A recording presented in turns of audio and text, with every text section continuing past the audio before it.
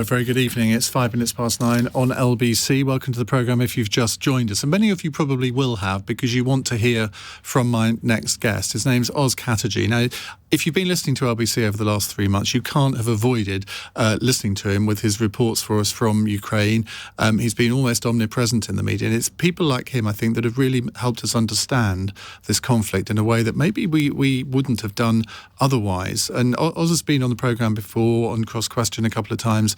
And he's essentially a freelance journalist, but specialises in conflicts and war.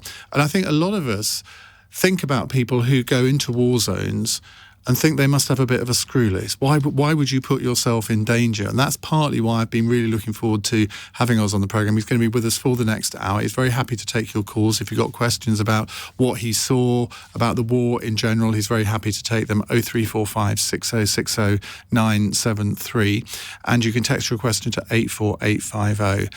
Oz, welcome. I'm so relieved that you're here. Thank you very much. Because there was a point where I interviewed you once and I said to my producer, I wonder if we'll ever see him again. Did you ever feel that danger? That's a tough one.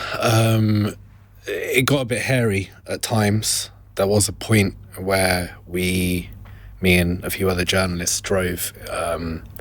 Our car reached the Russian checkpoint from a Ukrainian one. I think we all thought we might not survive at that point, but we luckily managed to get away, turn the vehicle around and get away from that fine. That's probably the closest it came. The first few days were, it was intense. It was an intense few days, but, I think whenever I've been asked that question, I've always tried to deflect it and bring it back round to the Ukrainian people and what they're going through. And, I might be here in Kiev, as it were, telling you this stuff, but really I'm not the story, and I never really wanted to be. But it did get a little bit scary at times. Yeah. Why did you decide to go? When did you decide to go? Well, before that, I just wanted to start with giving you this present. So if you open that up, I'll start answering. I think a lot of people were caught unawares by what happened, whereas it's very much something that I thought was going to happen. So that is the famous Ukrainian postage stamp, the Russian warship Go F Yourself. You have your own... I don't know if you can hone in on this at all, because it's quite small, but I have seen pictures of this. Yes, so and it's there was got people queuing for... Moskva ship in the background with a Ukrainian soldier. Just describe that scene. So yeah, that's the famous Snake Island crew that were told by the Russian warship to surrender, and they said, "Go F yourself." The Ukrainians have celebrated this moment, memorialized it and commemorated it in a stamp that people in Kiev were queuing around the block for hours to go to the post office for. So you can frame it, stick it on your wall. I will absolutely get that framed. Thank you so much. So to go back to your question, I think a lot of people were unaware or didn't believe that the war was going to happen, whereas I very much, looking at the troop movements that we had satellite images of when they started getting mobile crematoriums, blood banks, the pattern very much made sense that there was going to be a full-scale invasion. If I thought that, why were there so many people who said, no, they're just bluffing? I don't know. It's hard not to be a bit annoyed at those people, to be fair, because it wasn't just a case of them not believing what was clearly happening. It was also a case of them mocking, ridiculing, calling people that were saying this were hysterical stenographers for NATO, just insulting hyperbole that was thrown towards those of us who, imagine a train coming towards you and you're screaming at everyone, there's a train, and people are laughing at you, pointing at the train. That's kind of how it was. There were lots of people in Ukraine, though, who were taking that view. I mean, I can remember interviewing people from Kiev on the programme in the week going up to the invasion, and I was thinking, this is going to happen, and they were saying, no, it's not going to happen then. It was as if life was completely normal until the day it happened. Yeah, that's a tough one for me, because it seemed like even Zelensky himself was trying to play this, like having it both ways. I remember some of the conversation just before I left here. people were saying Zelensky's saying everyone calm down. He's telling Biden that these warnings are too much, etc., etc. Yeah, I mean, look, it's tough. It's tough for me to even put my mindset in the frame of mind of a Ukrainian going through that. I can only give you the external perspective that I had, but from my perspective, the war was clear as day going to happen. Once the blood and stuff was in position, it was like there's no reason for this stuff to be here unless you're about to run across that border. So when did you decide, and what was your decision-making process as to why you should go? I've been out of the field for some time. I was working on news desks around the country. Haven't been in the field since Mosul, battle for Mosul, Iraq. That was another scary one.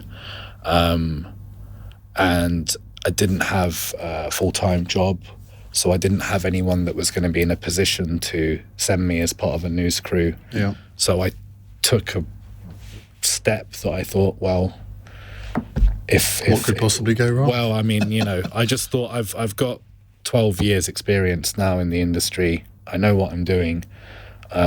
If I can just, make ends meet, then I should just go and do it myself and solo it and freelance it. And what sort of planning do you have to do before you go? Well, I mean, it's difficult to make plans because you don't know what's going to happen. No one knew for certain what was going to unfold. I just kind of made a plan to be there, to be where I wanted to stay, which was right in the heart of things, right in between the two main hotels where journalists were staying at, right next to the government buildings. I thought if this is all going to go down, if tanks are going to roll down these streets, I want to be right where that's going to happen. So I just kind of planned to be in the right place at the right time, I guess. I don't think there was much more to it than that. I mean, daily planning for the next day or the 2 days, that's a bit different to the decision that I made in February to head out there, I guess. I jokingly said at the beginning that I sometimes think people who do what you've done must have a screw loose in some ways, because no normal, rational person would voluntarily put themselves in harm's way. But that's what you did. That's what all the BBC journalists that were there, and many, many others too. Is there something unique about people who cover wars? I mean, it's hard to... I would say that everyone who does cover a war is unique. It is a very, very strange, eclectic collection of people that end up in this job. There are obviously, some people decide, I just want to do it and have no experience and are amateurs and do a terrible job. That happens throughout history, so it's not like everyone who does it is drawn to it for the same reasons. And I can't speak for everyone else. I can only really speak for my motivations, but I wanted to do it ever since I was a little child. So it was the culmination of a life's work to be a war journalist. So it wasn't something that I... Well, let's actually talk a little bit about your background and your experiences before Ukraine, and obviously we'll come back to Ukraine in a moment. But you mentioned Mosul there. I mean, how many conflicts have you covered? The two biggest ones will be Mosul and Ukraine, but I have covered smaller skirmishes. I've covered battles tangentially related to other conflicts in Lebanon.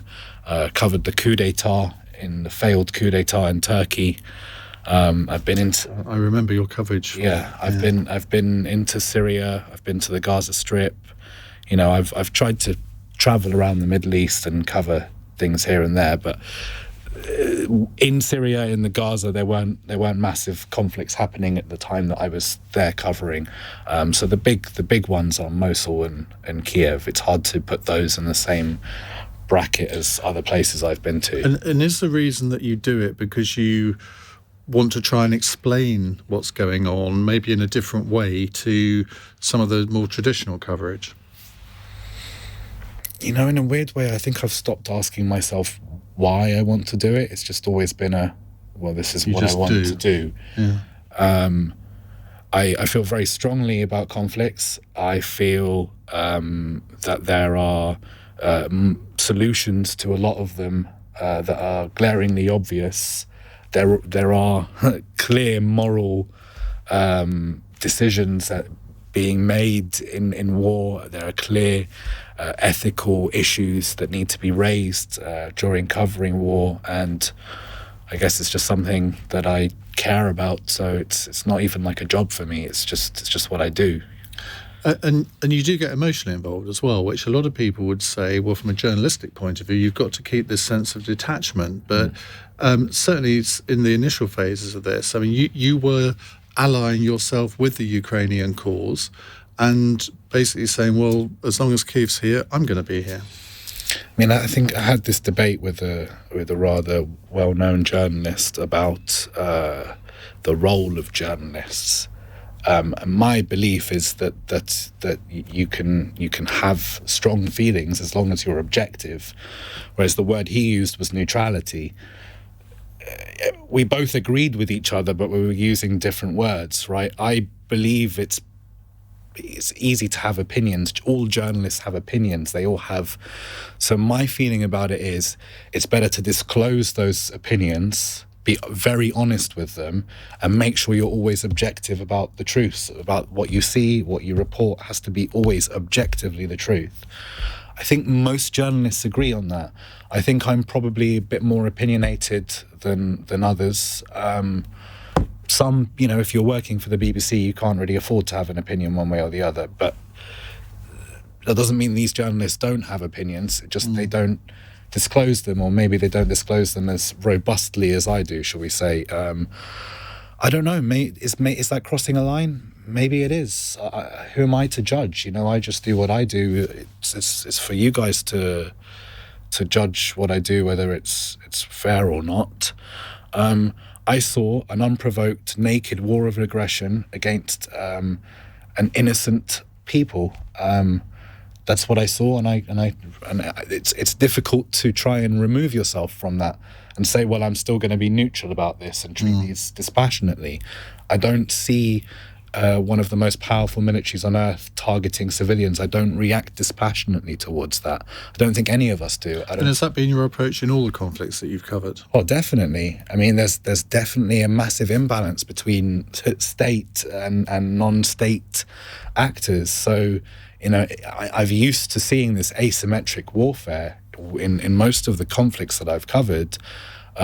This is different because it's less asymmetric. You have two regular militaries fighting each other, but the tactics Russia use, just as it has done in its asymmetric warfare, it used it again, targeting civilians, schools, hospitals. That's the way. And of course, I think for ordinary people who are interested in what's going on in the world, and particularly in conflicts like this, sometimes you're never quite sure what to believe, and propaganda is a tool of war. Let's face it, on both sides in a conflict, there's not one side that uses propaganda, both sides do.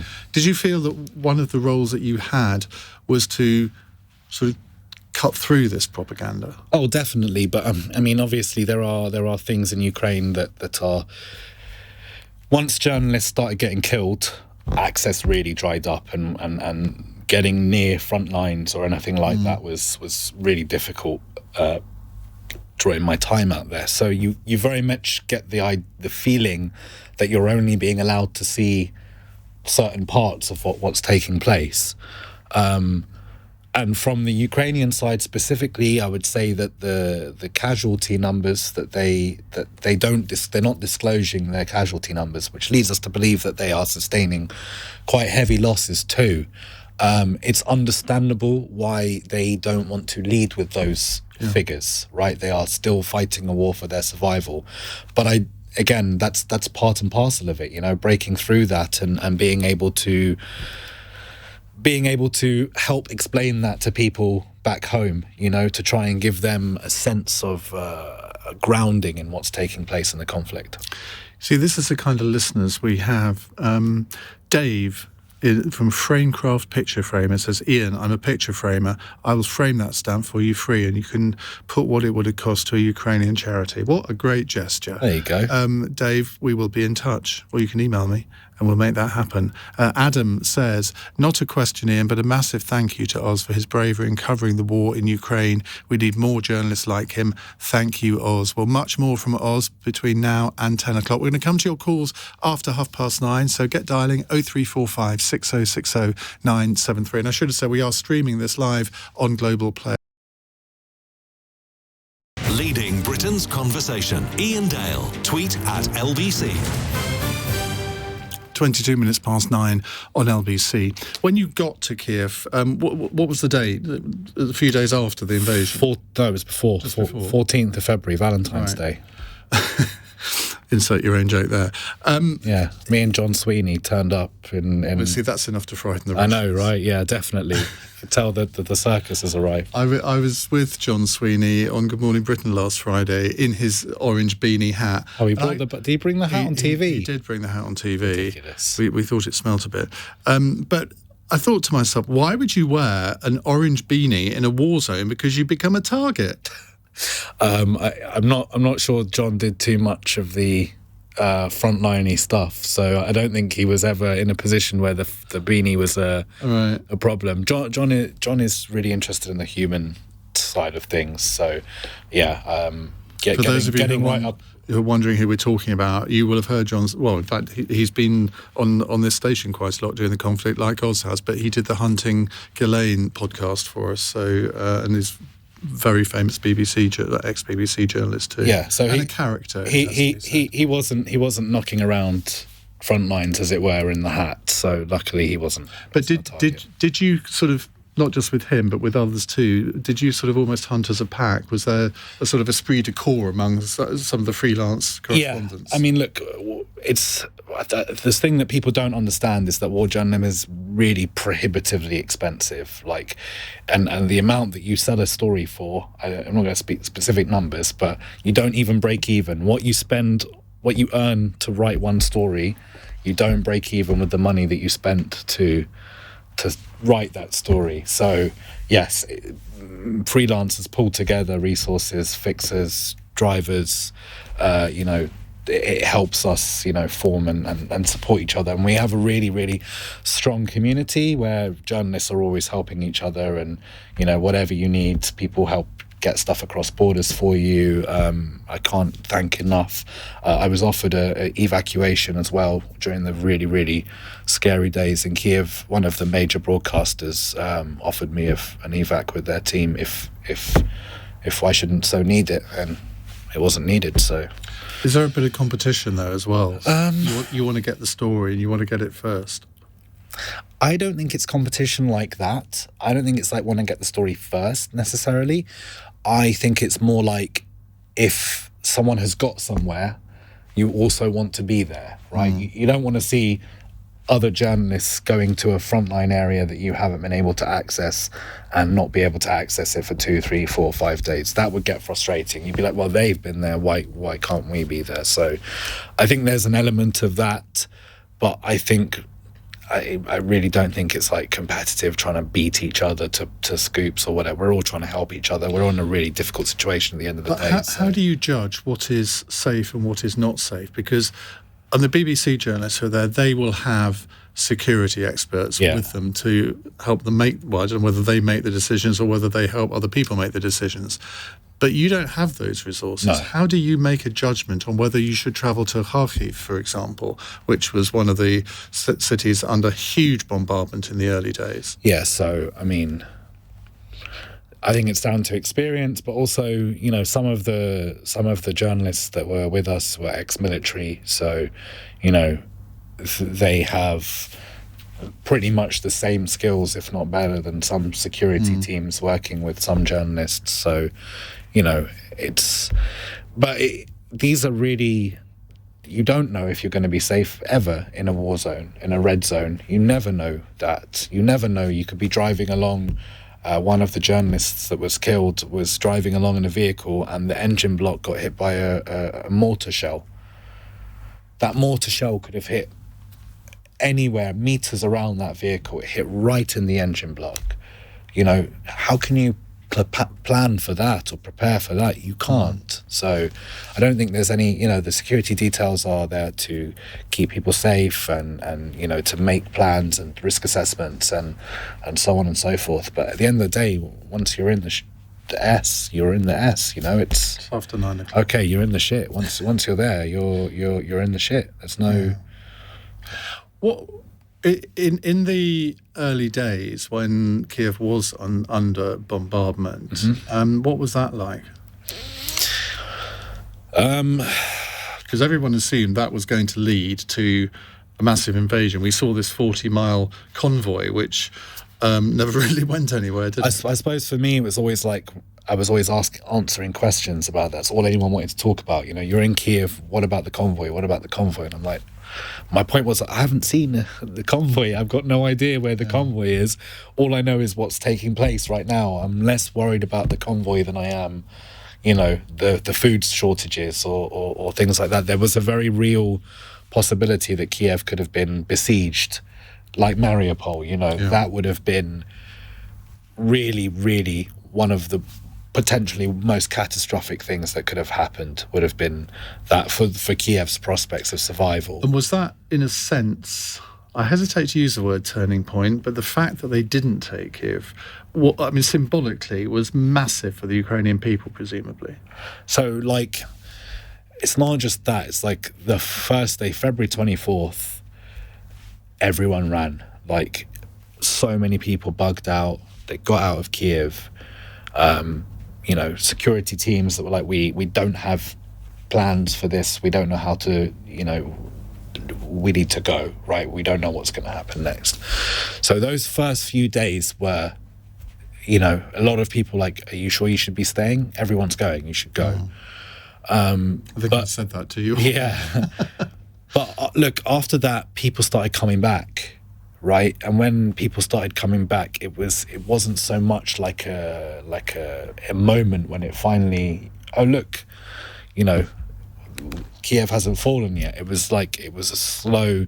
I think the thing as well is I felt confident that their defenses would hold, but I never wanted to express that confidence online or when people were speaking to me, interviewing me, because I didn't want to get my own hopes up. I didn't want to get people's hopes up. I couldn't verify. I couldn't just talk about a feeling. I feel strongly this way. You know what I mean? It's not journalism. But I think once people started coming back, the news crews started dripping back in. And how much contact did you have with the Ukrainian government? And did you ever meet Zelensky? So I never met Zelensky. I did have constant contact with the Ukrainian government. All journalists have contact with the Ukrainian government. More than anything, just to be in a WhatsApp group or whatever where you're receiving news lines. But did you ever feel that they were using propaganda with you? I didn't really. It wasn't like contact one-on-one, if I ever did try and ask a question, there were so many other journalists asking questions, I was never answered. So, yeah, I can't say that I specifically was being used by the Ukrainian government, because it wasn't like anything more than, like coronavirus restrictions, the government releasing that to every journalist that's on a mailing list, right? It's more like that than anything else. No one was telling me what I could or couldn't write, or there was a directive that you're not supposed to take photos of checkpoints and not to give away locations. That was in effect. So if you want to call that propaganda, I don't necessarily think it is. I think that's operational security for them.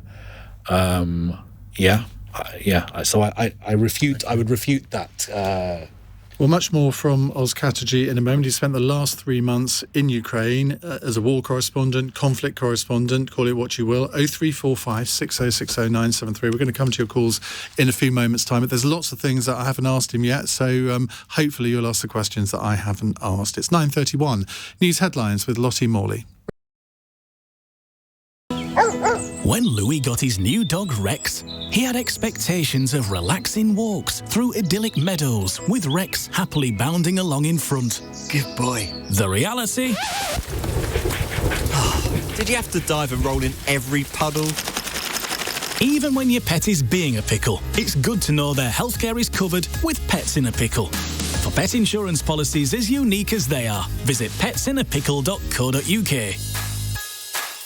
Sometimes it's the little gestures that make the biggest difference to someone's day. Noticing when a friend needs a hug, remembering their special occasions, and just reminding them, I'm here for you. At Zing Flowers, our bouquets, plants and gifts are specially selected to put a smile on the face of all of your loved ones. A little gesture that makes a big difference. Zingflowers.com. Amazing every time. Iain Dale on LBC. Text 84850. It's 9:34 on LBC. Oz Katerji is with me. He's just returned from 3 months in Ukraine. Why did you come back? 3 months is a long time to be somewhere. I wanted to come see my family. I have other projects that I had planned to start at the end of the month. So also there's the feeling now that the war could drag on for some time. You know, looks like the Russians are settling in for like a war of attrition. So, you know, I think people should start preparing themselves for this war to maybe drag on for several years if it keeps going on at this rate, you know. So I'm not sure I could spend several years covering the same story, but I hope to go back hopefully before the end of the year to carry on my work there. Tricia has emailed to say, I check the Twitter feed of Oz and his industry colleague John Sweeney every morning. Both bring a very different style of reporting and both are engaging. Please ask how Tank the dog is. Tank is fine. I get asked this question. Explain. Tank is a dog that I bumped into in Bucha, the town of Bucha, after it was liberated by Ukrainian forces. He was injured, brought him back to Kiev and fixed him up, took him to the vet. Couldn't find his family yet, so he's got a Ukrainian foster dad now, American-Ukrainian family. So yeah, he's doing good. Tank is good. He's happy. He's been neutered. He's had his jabs. He's, you know, happy-go-lucky dog. Isn't it weird, these things that happen in sort of tragic circumstances, but sort of some good comes out of things as well? I think the thing is I'm a cat person. I'm not really a dog person. So, you know, it was a bit of an odd couple. You know, me and this dog, like me not really understanding his needs. But, you know. Oh, I see a fly on the wall documentary on that. Yeah. Right, let's go to your calls. 0345 6060 973. Philip is in Maidenhead. Hello, Philip. Oh, hi, Ian. Good evening. And good evening, Oz. Fantastic that you're on talking about the Ukraine and what you've been doing. My question to you is, without being biased, is did you get a sense in your investigations and your conversations with the people of the Ukraine that the invasion that took place in February was actually sort of biased with respect to the pro-Russian speaking people in those regions, and that they were somehow invited, or it was sort of a given that, as Putin has sort of stated, that he was going to walk in and they were all going to be, you know, clapping their hands and throwing flowers and stuff like that? I mean, from your own personal experience and your sense of it, were they invited? You know, did you get that impression that there was, you know, without being biased? That I mean, this is an easy question to answer. Yeah, come in and, you know, whatever. This is a very easy question to answer, and I'll use the same analogy that Ukrainians used. Many of them are very worldly wise and know all sorts of things, but they frequently said to me was, if you asked an Irish person if they speak the English language, does that mean they want England to invade and take over their country because they speak English? No, not at all. Yeah, Irish people speak English, all of them, and they don't want to. Some of them feel very, very strongly about England and would fight very strongly, and indeed did fight very strongly against British domination. So I think that this is very much a propaganda line from the Russian government, that they want people to think that this is about saving Russian speakers, protecting Russian speakers. Again, need to point out that Zelensky is a Russian-speaking Jew. So, you know, and the other thing as well is that, you know, you go back in time, there might have been a lot more pro-Russian sentiment in the Russian-speaking communities in Ukraine before 2014. There might have been a few after 2014, but after 2022, a lot of people that even were politically quite sympathetic to Russia picked up guns and went to the front lines to fight against the Russian army. There is no disputing that the Ukrainian people speak pretty much as one about this, and it's brought all together all walks of life, people from all different class backgrounds, people from all different political beliefs, anarchists on a front line with conservatives. That's literally what's happening in Ukraine. The entire country is uniting together to fight back against Russia. So I would be highly critical of anyone that tries to suggest that the Russian-speaking people were looking forward to the Russian invasion. That has been pretty much borne out in reality. That's even in the true. Donbass. Well, I mean, which parts of the Donbass are you talking about? I mean, Mariupol's part of Donetsk, and look how hard they're fighting. So, I mean, it's just not true, really, is it? Well, on that, Philip, thank you very much. On that, we have a question on Mariupol from Mike in Beverley. Hello, Mike. Hi, Iain. First, compliments to your guest. He's doing a great thing. But I'd like his opinion on the fact that Mariupol has now yielded prisoners to the Russians. Does he think it's likely that the Russians will mistreat or, even worse, execute prisoners? And if they do, does he think that Ukrainian discipline is good enough to stop them doing the same back, which would give Putin a chance to up the ante? I mean, look, it's a difficult question because I don't have any ability to tell you what's happening in Russian-controlled areas, and I can't give you any information from Ukrainian-controlled areas in those areas without literally quoting what the Ukrainian government is saying. So in that regard, the information that I have is not better than anyone else's. I don't have a first-hand account to tell you.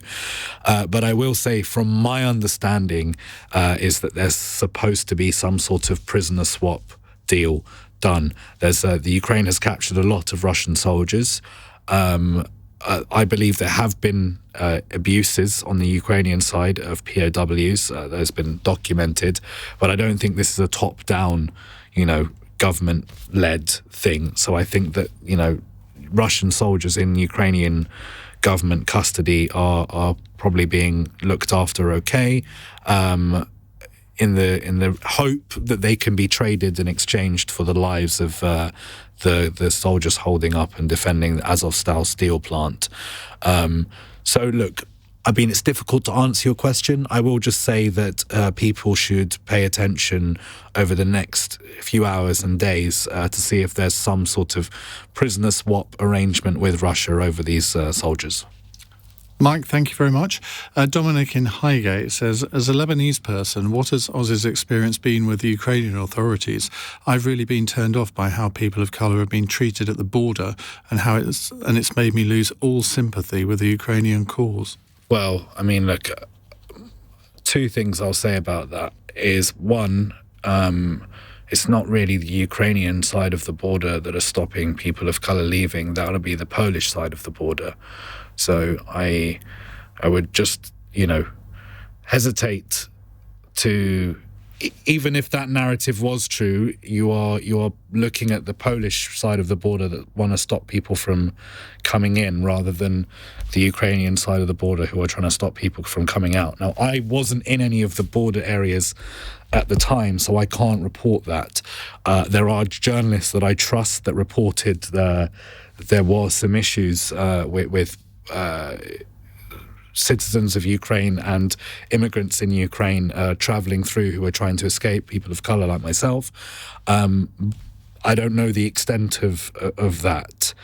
I will say, as a Lebanese person, as a Muslim person, as an Arab, I experienced no problems whatsoever with the Ukrainian authorities. None at all. No one stopped me at the border. No one made an issue of anything for me at all. Again, there was a woman of color on the same coach as me. She did have some delays at the Polish side, but that was the Polish side, not the Ukrainian side. I don't know enough about Poland's border forces to be able to answer conclusively. I would share your concerns, the way people of colour, refugees, migrants, immigrants are treated in Europe by the European authorities, European borders.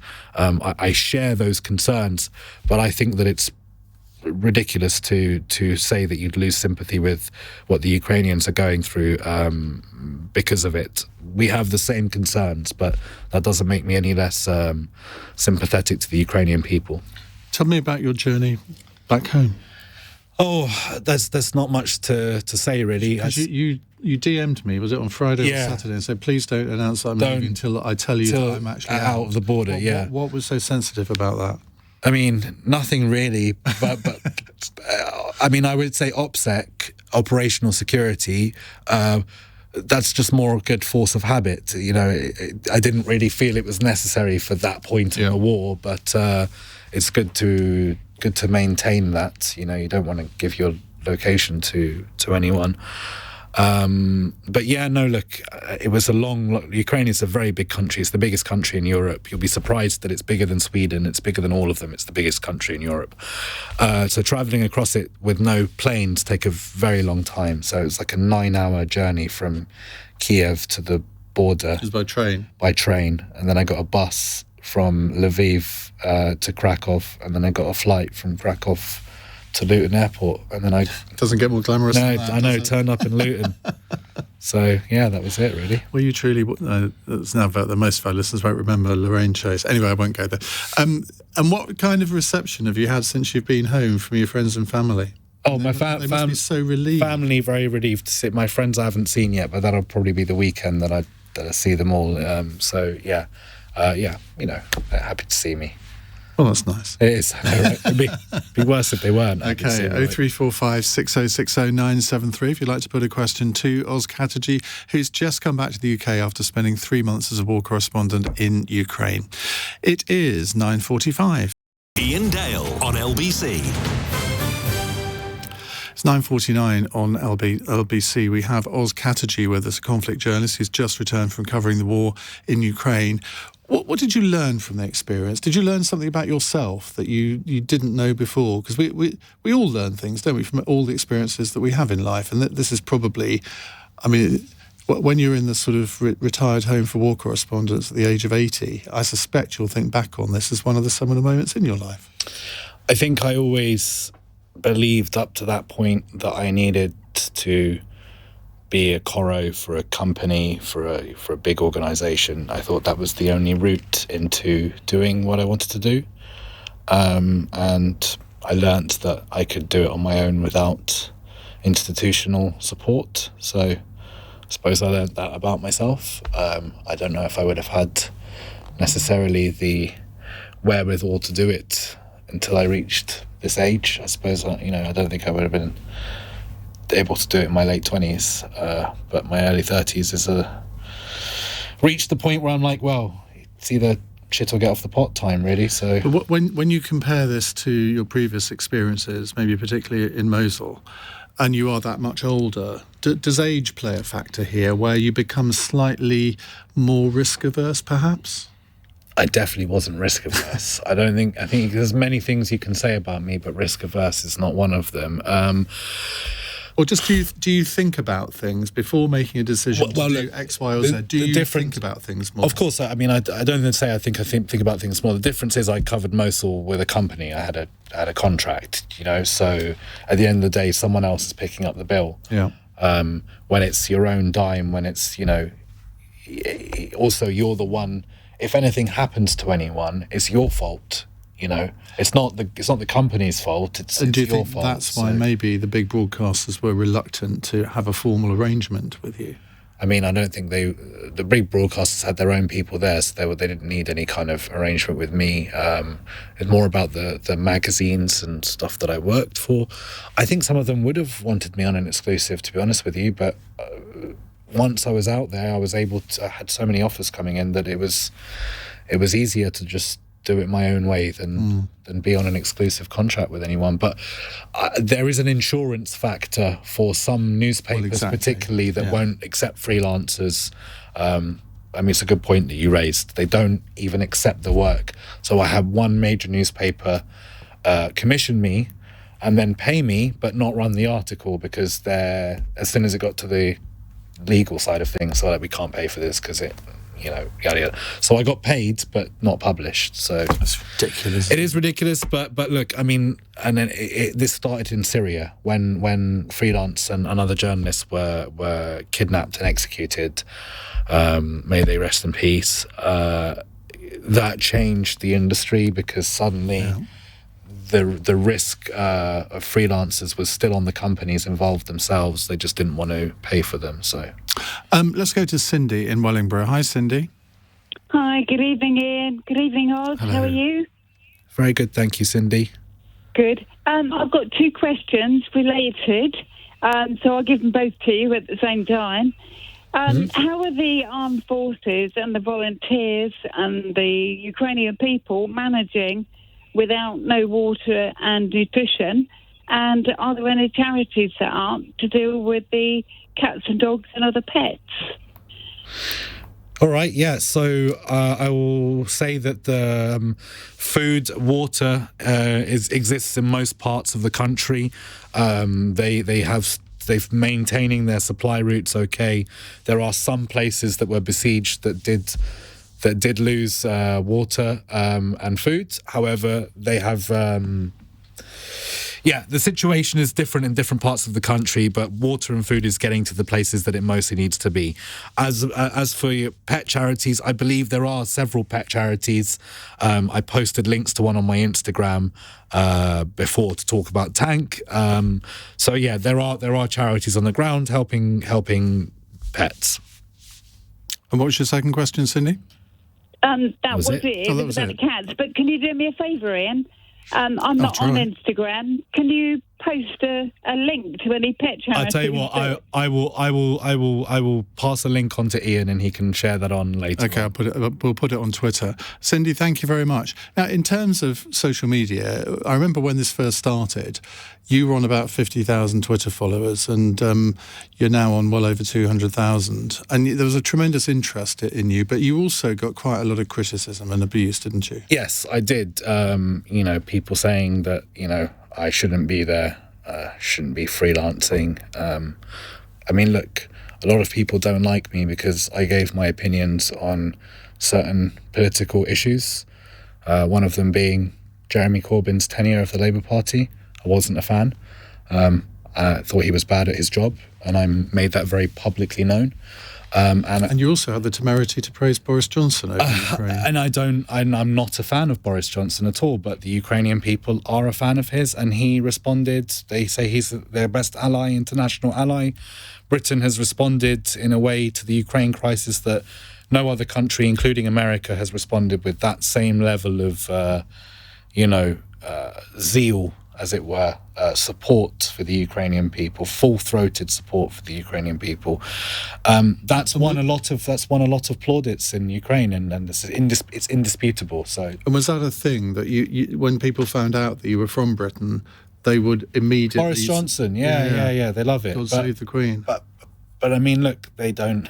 As I said, I have to stress, I'm really not a fan of Boris Johnson. I think he should resign. I'll be very honest about it. I think that the Partygate, the Beergate stuff is whatever. I think it's bad, and I think that his leadership of the country at this time is one that I'm not a huge fan of. But when the question comes down to objectively, what are people saying on the ground in Ukraine about Boris Johnson? They're big fans of his support for Ukraine, and they are lucky. We are lucky. We have a prime minister that had that response to the Ukrainian crisis, rather than having the response that maybe Putin needed to be showed more love, or I don't know, whatever the other response would have been. But Ruth in Devon says, Oz, do you think the Ukrainian people would accept a resolution to the war which included Russia keeping the territories they currently occupy, e.g. Donbass? No, they wouldn't. And also, what's really important is that Zelensky is not a dictator. He's not dictating anything to the Ukrainian people. He has said very clearly, very repeatedly, that any deal that is made will be put to the Ukrainian people via referendum. So there's not going to be any sort of concessions made that the Ukrainian people don't agree with. It's as simple as that.